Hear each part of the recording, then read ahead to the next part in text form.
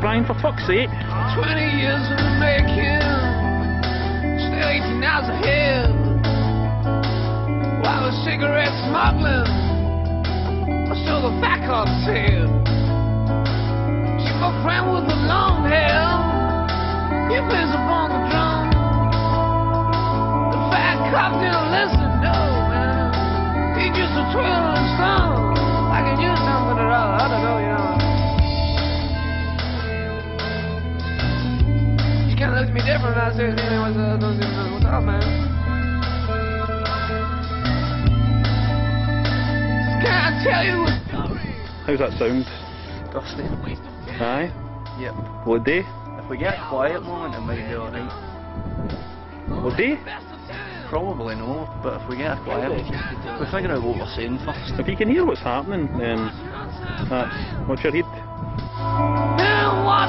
Huh? How's it sound? Huh? Good? Aye. Hello and welcome to the fond city of Dundee. Oh, lovely it is. Beautiful city, beautiful view. The home place of our darling Billy Mackenzie, Dundee's greatest export. We'll be asking a few people about Billy Mackenzie today, but the real thing we're talking about is the Scottish games industry. We'll just wait till this van passes. So cut this bit out. Right, we're talking to some the games title of this industry. thing, which needs a title. The title, we'll put the title in later. It's a Consulvania thing about Scottish, about the games industry in Scotland. Maybe you can say a bit. What? No, you can say a bit. We will be speaking to lots of games industry people because there are lots of them in Dundee, from the mobile phones to the other big ones on the 360 and stuff. And showing us, and we've got to show us around today. We've got Brian Baglow who is coming. Right, yes. He's going to be showing us around. Morning. He's a PR man, but on this occasion we're going to let him help us. What day do you think? Keep it running in case I think of something funny. What time is it? Shh, I'm thinking of 6 o'clock. thinking of funny things. Dundee used to be famous for jamming journalism, now we're looking at street jam Brian, journalism. Brian, shut up! He's throwing ideas in. It's called brainstorming. They're like daddies. High-strung, temperamental, creative types. Why don't... Because we can't put this out there and it just looks like we're doing a promotional thing and it's like, Because we've been they've sold it, they're taking the money and they're just... So we've got to think of funny things that we're saying because it's entertainment as well.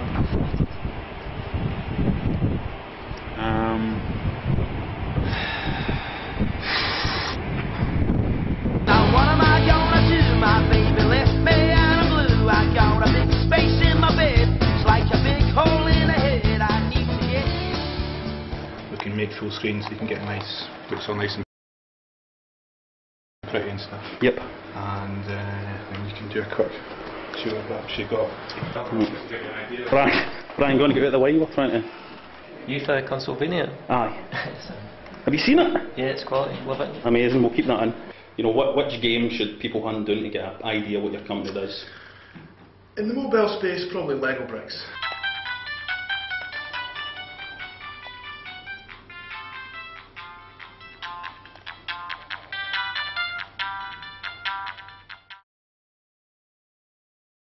Just tell us a wee bit about your company and what it is you do here, what it is you're working on. Okay, cool. Yeah, we're Tag Games, and we're a mobile development studio specifically right now. We concentrate on mobile in 3D, 2D, Java and Brew technologies. Yeah, I think one of the biggest challenges developing for mobile is just the spectrum of different devices that you've got to develop for. I'm going to ask about my mobile phone now to see if I can get games on it. My mobile phone is a Sagem or Sagem one. Can you put your games on this kind of phone? No. No. I'll try this seat. Comfy seat. What company is this? Dynamo. Dynamo? Trash and sit down. Because a seat is an expensive seat. What must be? It's for Brian. Jeez, what's up? It's good, isn't it? Is that like the boss's seat then? He likes the... What are you sitting on? What kind of seat have you got? I've got the Ah, key shit on you've got. That's amazing, that seat. Like that, relaxing, and you just get back to work. Just, you can stretch on the chair without even moving. So I'd recommend it to all games developers. Perfect. What can you tell us about, just tell us a wee bit about the company. Yeah, we're 4 years old now. We've done a few titles. Chapman, we're going into our 5th iteration of that. Countdown, which was our first own licence, and that went out in March this year. What's the biggest word you know? Supercalifragilisticexpialidocious. Is that in the dictionary, Brian? The Disney dictionary, yes it is. Comedy for Brian. And now we're busy working on the Crystal Maze as well. Right, that's really exciting for anybody that watches Consulvania because we're all big fans of the Crystal Maze. Brian, you're in the way. Sorry, Ryan. Come get him. Hold on, I've not got glasses on. Oh, there he is. Here, do you want me to do my impression? I'll do my impression. Brian does an impression of Richard O'Brien. Go. Well, what do you want to play? Here's a thing. Do you think he's actually gay, Richard O'Brien? Because he seems gay, but I think he's married. No comment. You were working with him, but I don't know. Well, there's nothing wrong with asking. Nothing wrong with being gay. So it's not like you're. I don't know if he's gay, but I've never looked into it. Because I think he acts like he's gay, but I think he's got children and stuff. Is he? I know Elton John pretended he wasn't gay when he was married to somebody. Was he in the Crystal Maze, Elton John? No. This is an exclusive preview. Nobody's seen us out with this office. I can see the crystal! That's the crystal just now, yeah. I can see the crystal! Do you just need to get it, or do you need your back? You need to get back. Oh, Jesus God, you've only got 50 seconds! It's just like the show, it's supposed to be really hard. But will it ever work on this one? Let's see. No, Sagem's are a nightmare. They're like the worst phones to develop for. Right, before we end, we get one thing, because our next game coming out is the Crystal Maze. Can you, like, lead us kind of running about the office like Richard O'Brien did, remember, in the Crystal Maze? And we'll kind of follow you. Kitchen zone! Come on! Kitchen! Oh. Right, you've got a 3-minute game. You've got to separate all the chairs and rearrange them. Go! Separate them? Yeah. What do you mean? Lift them up, Robert. Robert! Listen, Robert. Lift them up. 20 seconds. I don't know what separate them means. Find the crystal. Robert! I don't know. Take the one on your right. Robert! The one on your right. 2, 1. He's locked in.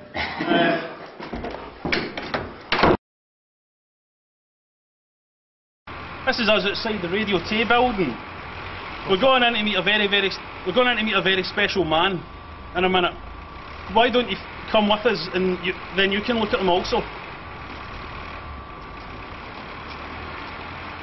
Right, we can't actually go in because we shot this bit. We shot inside before. The receptionist will let us in.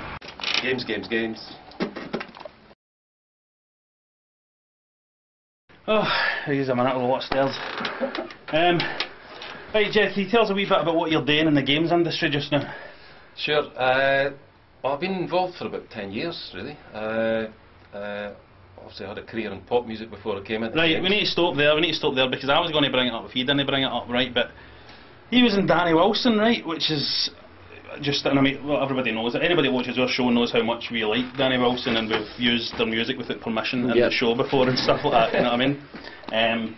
So it's an honour to meet you, actually. But we'll pretend that the game stuff is the more important thing to us now, and just carry on. So talk about what you're doing in the games industry. Well, I've been involved for, as I said, for about 10 years. I'm doing loads of different types of things, but I kind of got known for doing a lot of rock-orientated electronica type of music, which I did some music for the Matrix game, and then I found out the back of that I actually got a lot of commissions in that kind of style. So I've done stuff for Gretzky hockey, I've done stuff with Namco in Japan and that, but all in that kind of style, really. But I mean, there's never a dull moment. You get, orchestral stuff, you get comedy stuff, So it's good from the point of view of writing music that you get a chance to try out loads of different styles as well. And so would you say it's quite a fulfilling thing for a musician to work in the games industry? I think it is, aye. I mean, also I'm really interested in how, you know, through games people are getting involved in you know, finding out about new acts and you know, new artists. And it's one of the things that my company are involved in. We're signing artists as well and featuring them in games.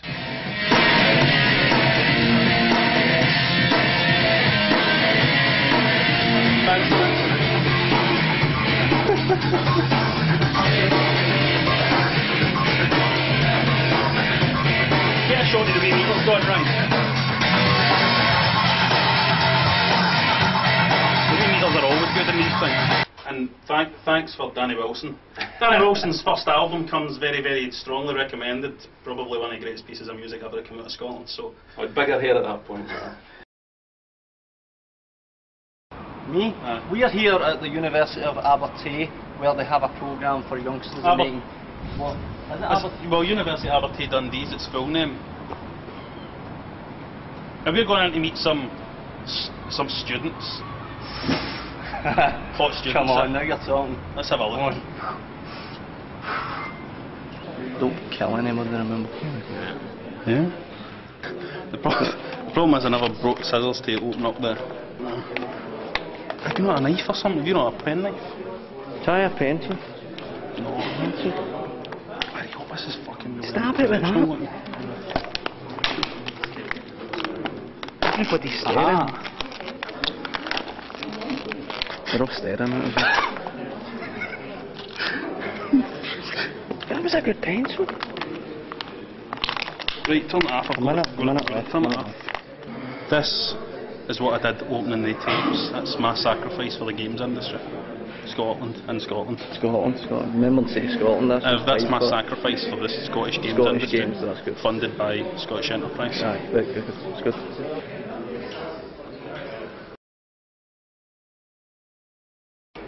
Brian, you're in the way. Welcome to the place. I can't, Rob, you'll have to speak up. What? You'll have to speak up. I can't hear you. You'll have to, hold on, I'll come down.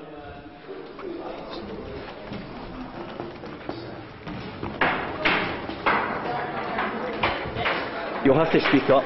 Alright. Right. 2 seconds.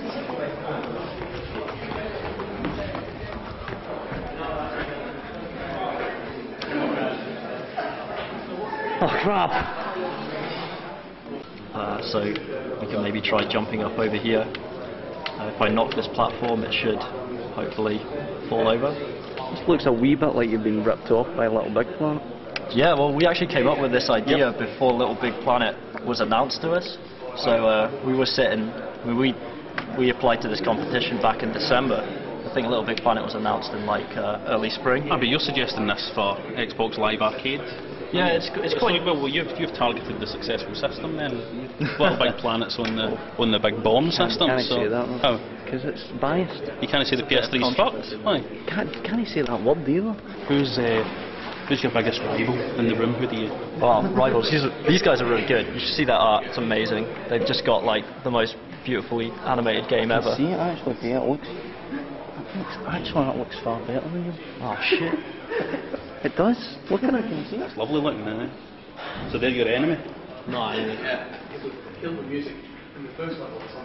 need to be honest, I think you could battle against them. In a fight, you could take them. I don't know, like Chris is a pretty big guy. I'm not sure I could have him.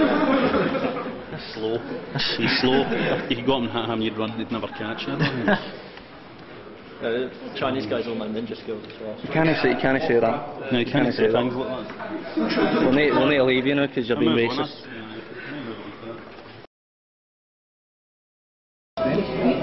No, the screenings are free. The screenings are all free. The consumers get in, absolutely. That's what I'm saying, it's not been made very clear on the website. That No, the thing is, the problem is, the website's only listing the trade side of things.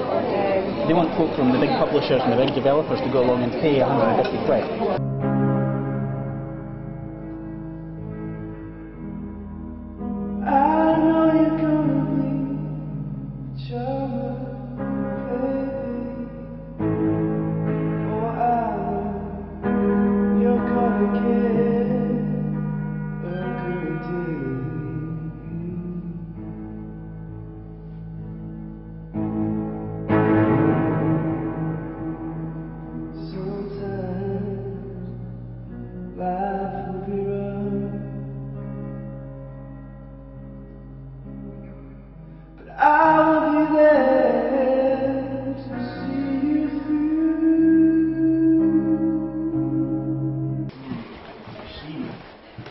introduction. That gives you an idea of Hello. all the stuff we've done. Bye.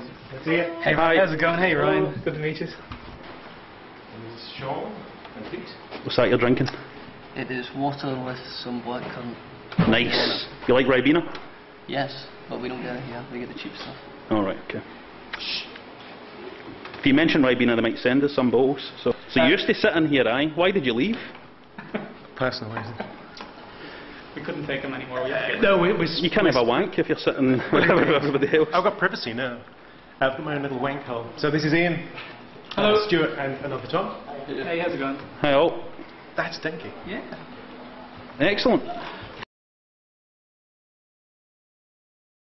Well, we go and have a chat now. Brian, go out of the way. Please.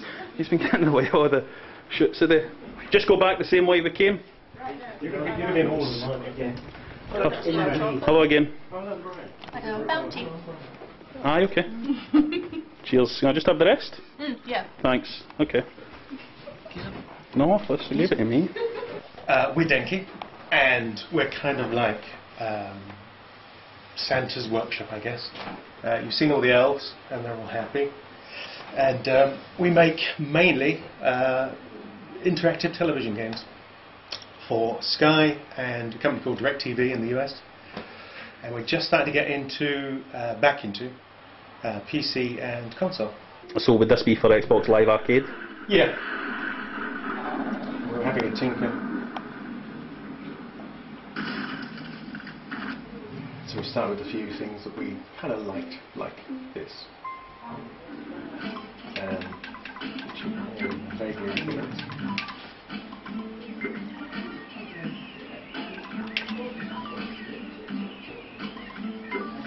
And a long time ago I was on a magazine called Zap. See, you were kind of downplaying that there, the fact that you were on Zap. Because it's a long time ago. Yeah, but it's something to be proud of, surely. Oh, very proud of that. That was a long time ago, but it was good fun. Do you think Zap gets the recognition that it's due these days? In some circles, definitely. Definitely. I still get recognised on the street. Could you possibly recreate your pose for us from your wee photo caption thing?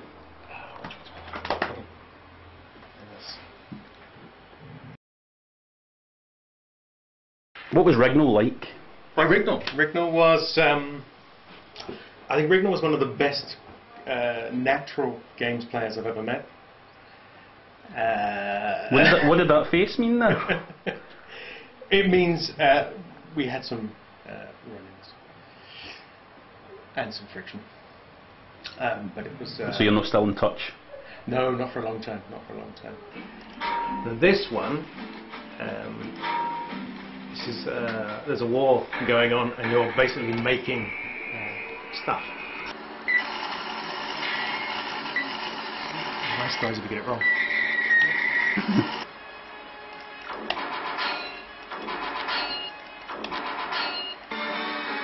So we're going for a sort of Neo Geo-ish style, I suppose, is the best way of describing it. And also moving it back into 3D. A lot of the guys here did 3D before, but we just have to get back into it because all the work we've been doing up to date, it's all been 2D on the set-top boxes. Yeah, so you can see that one fared okay. No, it does. That looks good. And then I get because we've seen a few real fucking stinkers today. I think that the one thing I would say about a lot of the games that we've seen today when we've been looking about has been quite a lot of them seem to look like they'd be a good fit onto the Wii. Just the same kind of sensibilities there, like that welding game you were showing us there with the welding, riveting would be like perfect for the Wii. And we're inspired by that, and also it's because it's not so much the casual game space, it's a stupid term in itself, but it's the way Nintendo's kind of come at it with this. It's almost like they're not targeted an audience, but at the same time they've just gone, we're going to make games for our mum and our grandkids and our nephews, and they've kind of targeted almost specific people, and they've just made. I mean, it's the fact that you can pick up a Wii game and play it with the huge generation gap from sort of 3 and 4 year olds right up to people who are about to fall over and die. That's fucking exceptional. What a fucking bleak way. Are you enjoying it? Have you still got the passion for it? Yeah, it's good fun. I want to retire in 12 years' time. So what is it you're working on just now? What's your next thing? At the moment, we're working on a game for actually for Pocket Short Scotland. We're working on a game called Reach for the Stars. Just some of the visuals here. Going here, you basically select a character, you're male or female here. Go for one of the wee girls here. Some fairly nice looking women. Mixed races. So what race are you going to go for? We'll go for Careful now. a wee bit of Latino stuff here. A wee bit of Latino. There we go, you can give her a hairstyle. Black hair, it's going to be jet black. Oh, I like that. You like the pigtails? There's also some spiky numbers here. No, pigtails. Toad for Mario Kart. Pigtails, boys. Aye. Pigtails. Blonde, black. Aye. Pigtails. Aye. Okay, we're going for the pigtails. Blonde, black. Black pigtails, I think. Like that. Aye. Okay, we'll give her a wee name. What do you want to call her, Ryan? Slave. Slave. Can we call her slave? Certainly. Was that like a sex slave, Ryan? She's leather shirts, right?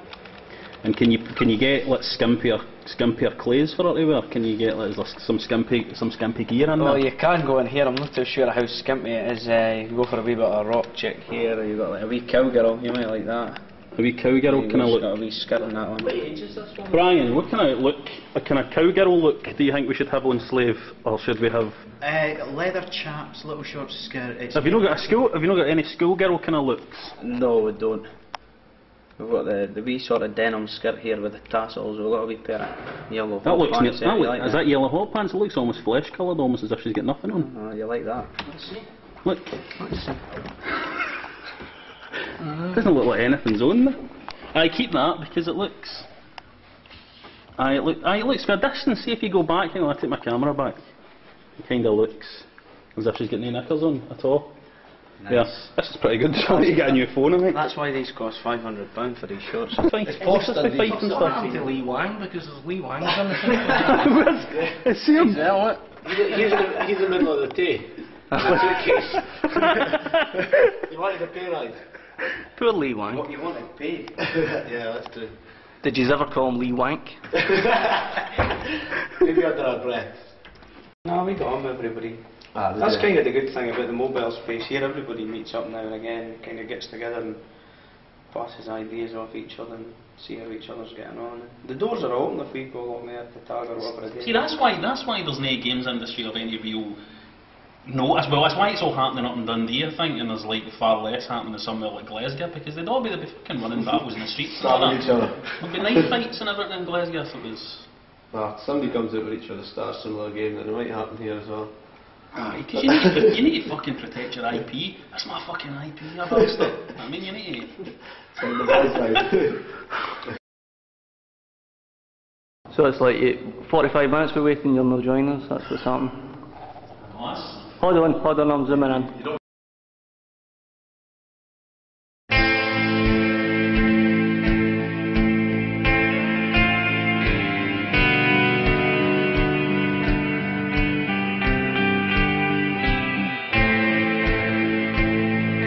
Brian, you're in the way. Right. We're here at Realtime Worlds now, in this big, spacious, massive, beautiful big place. Let's find out a wee bit of information about the company. What can you tell us about the company, Realtime Worlds? The company Realtime Worlds, well, we started about 5-6 years ago. We started off as a smaller company as part of Rage, and then we've expanded ever since then. Dave took over the company, started up the company from Rage, and set a game in motion with Microsoft, which ultimately turned into Crackdown, and that helped to expand the company up.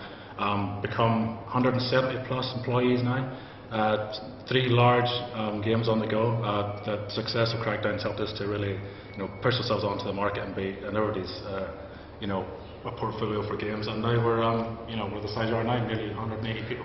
You mentioned 3 games. What are those 3 games? Can't say an awful lot about one of them, but we've got the Crackdown franchise. It was the first one, and then we've got ABB, which you'll probably know a bit about anyway. Which has come on fantastically well, and it's just getting better looking and better playing by the day. The other one is a big, massive project that we can't say much about, but it's going to be pretty hardcore. Is it a secret, this third unnamed game? Is it for any particular console? I imagine it'll be Xbox 360 probably? We'll work out the details. I'm not going to tell you too much about that one because it's such a massive success. It's because it's something that we're doing that's typical of the company. You know, innovative, new, scary, risky, but you know, fantastically large scale. Really don't want to say too much about it because it's such a big deal. You guys must be strutting about like the fucking kings of Dundee because of Crackdown. How does it feel to have something that was such a big critical success? Primarily, I mean that's the important thing. Big critical success. Everybody says great game. How does that feel? Joe, for me, the best thing about it was the innovation. I mean, you know,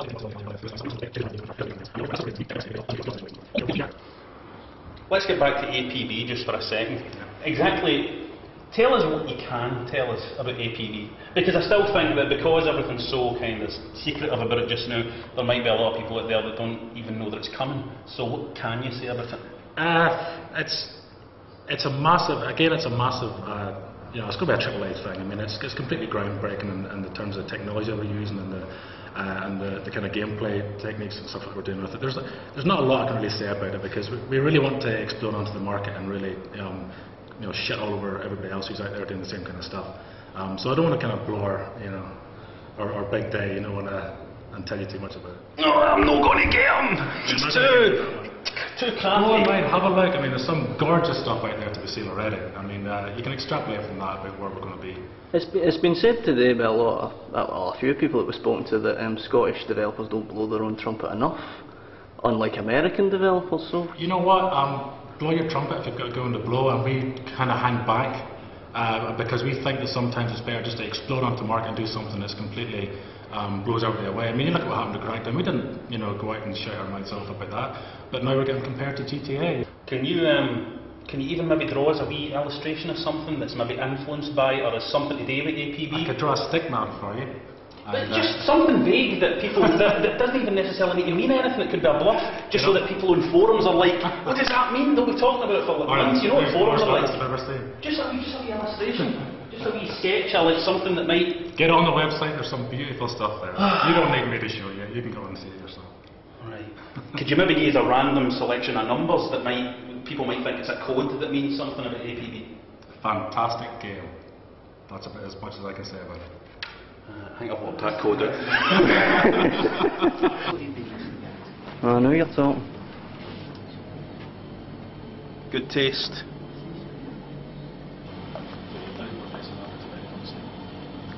Brian.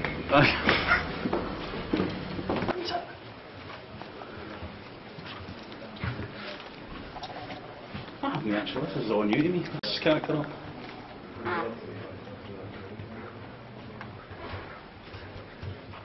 Have you got a plaster in there, by any chance? Because I cut my finger. We're not going to apply it for you, though. It's only so close we're going to get. Are these either? Right. Maybe this will maybe shut them up. So you know it's in lunchtime. Oh, this is stingy. Cheers.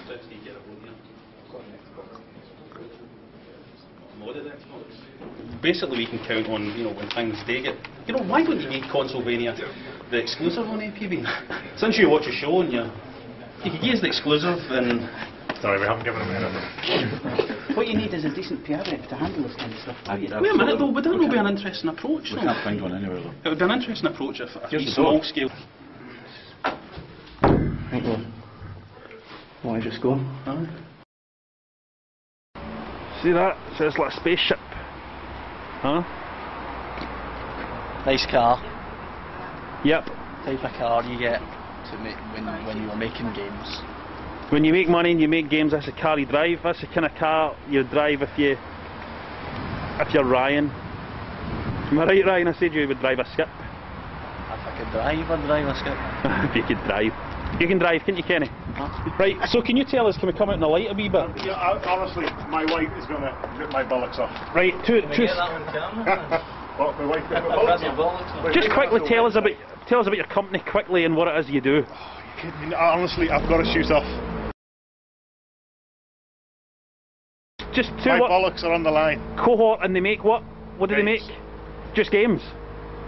Tell him to sod off. I've got to go, mate. I'm really absolutely sorry. I think that guy was genuinely angry at us. Oh no, it looked as if he'd been waiting though, didn't he? He's got a right to be angry. Some puppet. You know of it?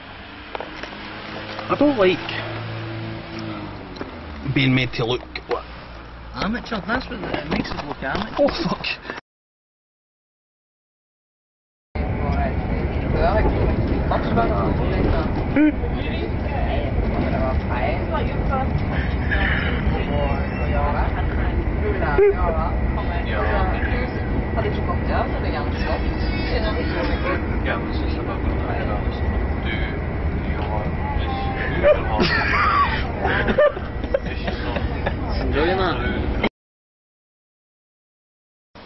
Well, I'm Chris Peck, Managing Director. I'm Elsa Bates, Operations Director of Outerlight. Outerlight started 4 years ago. Chris and I, along with another person, started the company.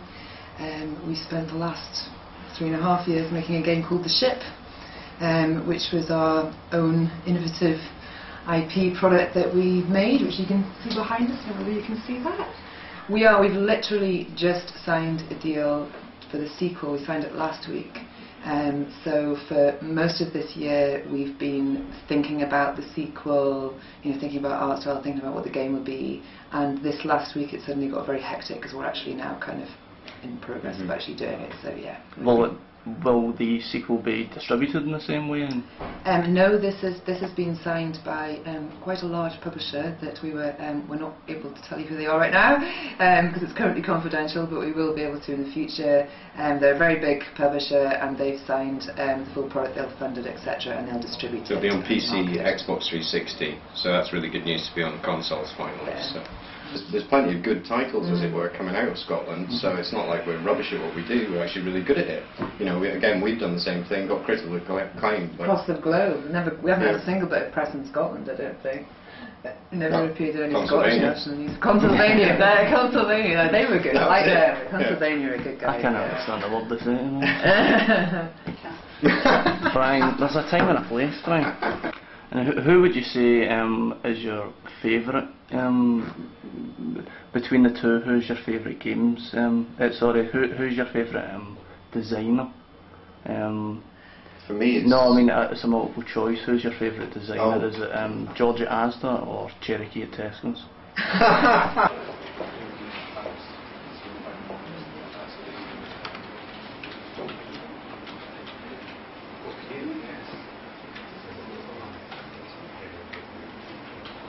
Right, yeah.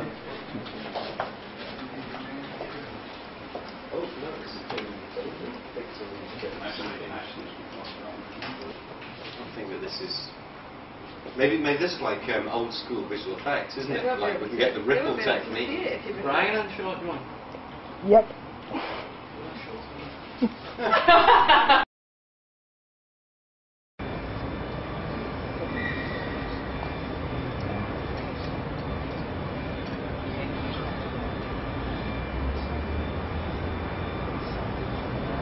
Is that red light on at the front?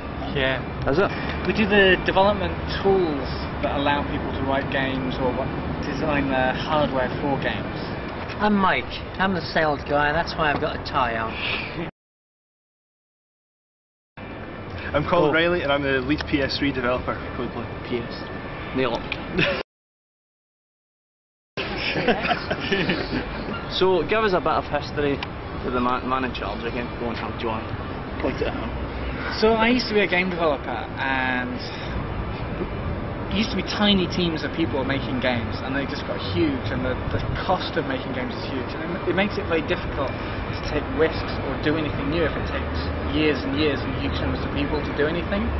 So I set up Codeplay with a view to make tools to make it much easier to do that. I've never played a computer game in my life, apart from that wee one where it went around eating up things. Cheers, guys! Cheers! My name is Jeff Meek. I'm managing partner of CABE's Chartered Accountants. We work with a number of media companies, including computer games and animation and film.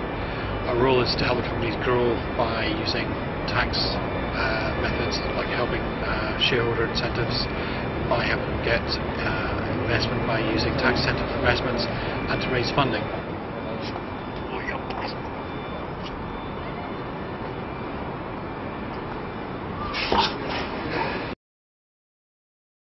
I've risked everything I've had pretty much year on year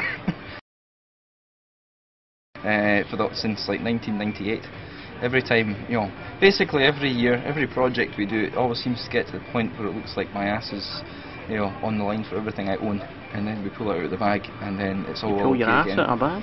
Yeah. Well, basically we do business development, manage the projects, and let, you know, video game developers develop. But what we do is we do design the product that we expect them to perform. I guess that's probably one of the things that differentiates us from your sort of regular publisher, is that we're actually video game developers. You know, so we're not purely about marketing. We actually can come with a, you know, finished software engineered sort of blueprint for a product. The point has been made that games like Crackdown and Grand Theft Auto, probably your average games player, or certainly your average American games player, wouldn't know that it was produced in Scotland, that game, but within the industry you think it is renowned? Well, I think most of the sort of key guys would know that it was made here, but, you know, frankly the video game industry is full of a lot of people who are not inherently knowledgeable about the video game industry. Like they work at it and they do their little bit, but they're not you know, massively knowledgeable about the business itself. If a film rather gets made in New Zealand, we all know about it because it's across all the mass media press. If a game gets made in New Zealand that's a big game, then nobody mentions it. It doesn't seem to be newsworthy. You know, it doesn't even get into the newspapers. It doesn't matter if it sells, you know, 50 million copies. It's you know, it's not, you know, it's not perceived by you know, the Sun to be interesting. We're kind of like rock and roll, but without the sexy to take a photograph of. So we get all the negative stuff that rock and roll would get, but without any positive stuff. Always on edge, she can't stay calm. She goes fucking mental in a traffic jam. You better move over, calling the crane, or my mum will kick your ass off the motorway. But it's not her fault that she can't drive. I would get in if you want to stay alive. Come on, Dad, something's got to be done. 'Cause Mommy with the cars like a monkey with a gun. Mommy with the cars like a monkey with a gun. Mommy with the cars like a monkey with a gun. Mommy with the cars like a monkey with a gun.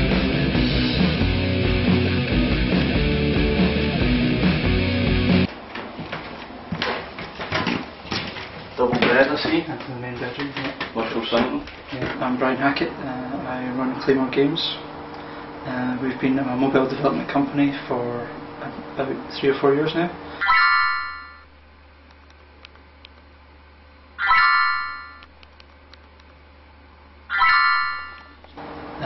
Recently we've been trying to expand further into some of the new consoles, such as Xbox Live Arcade, and now we've heard that the Wii is opening up its stores.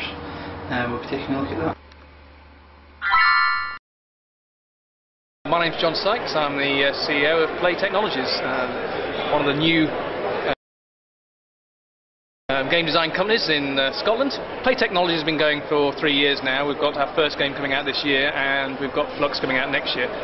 Flux is a game where you travel back and forward through time, pass elements through time. We've got time portals all over the place. What you're trying to do is press the red button to make sure that you can jump into your next time zone, always trying to get back to the time zone where you first started from. Not unlike Quantum Leap, trying to play on the old space travel genre like Back to the Future. You've actually got an element where lightning will strike and you've got to make sure the thing's in the right space when lightning strikes, otherwise you're not going to be able to get home. It's that kind of game. Creativity often comes from having to struggle and make things happen. But we've been through times in our company where it's got to the point where you just wonder whether it was all worth it. And you really wish there was actually somebody there who could just give you a hand, even in advice, telling you where to go. I think this happens perhaps in Dundee more than where I'm based, in Edinburgh, but I think there's a lot more that could help us with getting our hands on certain technologies and just knowing what's out there to help us get along in quite a tough environment. the games industry in Scotland's actually doing okay. We had a few big casualties the last few years, and a lot of people thought it was game over, if you'll pardon the pun. But that was a global thing. Loads and loads of big games companies shut down. Scotland suffered the same way, but what's happened is a lot of wee companies have come out of that, and they're setting up, they're looking at new areas like mobile gaming, casual games, digital TV gaming, all of these new channels, you know, and things like Xbox Live Arcade and the online channels from the PlayStation 3 and from the Nintendo Wii are going to be more exciting in a lot of ways than the actual consoles themselves over the next 5 years. So all in all, I'd say we're doing pretty well. Do you want us to interview anybody else, or are you just going to talk for the whole thing? I know, that was quite long, that bit. Okay, Scottish games industry. I hear it's out there. Okay. Has anybody done any damage to the Scottish games industry, do you think? That's a good question. If anybody, probably itself, in that it's probably quite. It's not as arrogant as Americans. That's the problem. I'm not saying we need to be quite that bad, but I think we done a lot of great things and don't really shout about it. There's no self-effacement at all. Exactly. So if anyone's to actually talk to people without being held at gunpoint. But I think that kind of. Do you think that's the responsibility of the industry itself, or do you think it's out with the industry, like the media isn't covering what's happening in Scotland? Because we were talking earlier about how the Scotsman, for example, wrote a really negative article recently about the Scottish games industry. Yeah, that's lazy journalism. It's really easy to do. I don't think it's entirely the journalists. I mean, they've got to feel inspired to write something in the first place, and we don't exactly have a great deal of personalities these days. Scottish games industry. The best games. In terms of Scotland, or just the games industry globally? Or Scotland. I think the games industry in Scotland, you know, is continually evolving. You know, it's a lot different from where it was sort of 10 years ago. There were a couple of major players. Red Lemon was there, Visual Science was there, Viz was there. All those companies have now gone, but we've got new companies like Realtime Worlds and Dundee that are really doing incredibly well. So, you know, the continuing landscape is going to, you know, is going to continue to evolve. And it's the companies that can be quite fleet of foot and can adapt to businesses that are going to be successful. And I think we'll continue to see some of the stars rising to the top in Scotland again. Word association, Scottish games industry. Innovation. The British government doesn't understand the concept of supporting the games industry. One of the reasons I'm in Canada is, look what the Canadian government do. They have started an industry in Quebec, I live in Montreal, through government subsidies and credits, which have reaped huge benefits for the local economy, because although they have invested in tax credits, it has repaid itself time and time again in the government's coffers. Britain needs to wake up and smell the coffee and start actually funding an industry that Britain started and is now losing to all the other places that fund it. So I think they could do a hell of a lot more. Edinburgh's a hard place to have an office. You don't have. Yeah, I'll just say it's a harder place to have an office. Alright, suit yourself. I don't want. It's being paid for by Scottish Executive. I don't want to sit there and slag off any. Well, love myself. Really? Alright. That's why we're asking. I'd have said that Dundee, companies in Dundee have a lot more support than other areas in Scotland. I'd say that. Edinburgh's capital city. They don't need any more companies coming in. They want to get companies moving out into different areas of Scotland. Edinburgh's already got its powerhouse. It's all about money. It's not really about investing in small, creative, new media companies. It's not their bag. It's not what they're into. The Scottish games industry.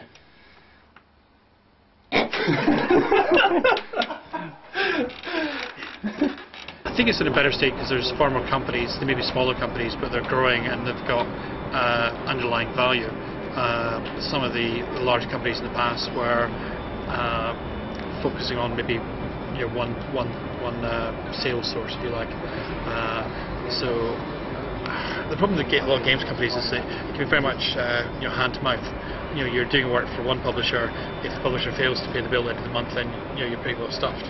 I think what's happening now is there's far more smaller companies who have a range of interests and they're a bit more stable because of it. The Scottish games industry. Bigger than ever, innovative, expanding, quality. it just messes up. Scottish games industry. In trouble. Has had a very hard time in the last few years, I would say. Why do you think that is? Because Visual Science went bust, Viz went bust, a lot of DC Studios is no longer in the UK. I think the fundamental problem with the Scottish games industry is we're developers, not publishers. The publishers make the money, and the developers go out of business. That does seem to be the pattern, as far as we can tell. I mean, we've had quite a hard year as well, so I think it's hard to make it as a developer, and I think Scottish developers get no help. Look at what they get in Canada. So where do you think the help should start from then?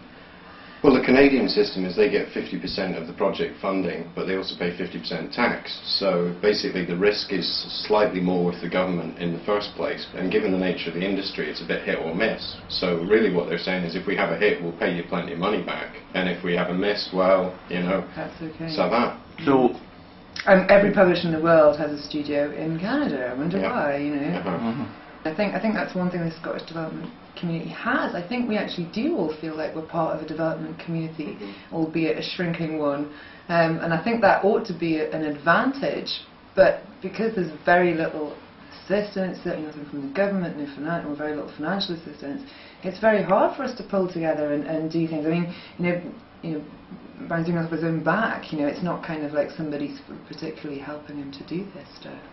And I don't quite know why. Now the truth. Oh Jesus, sorry, you've just thrown me on that one line. Right, okay, I'll be really positive here, right? Okay. The Scottish games industry. Growing. Soon it will all make sense. Soon I will learn to make amends. Soon I will be with friends. 'Cause time ain't healing me.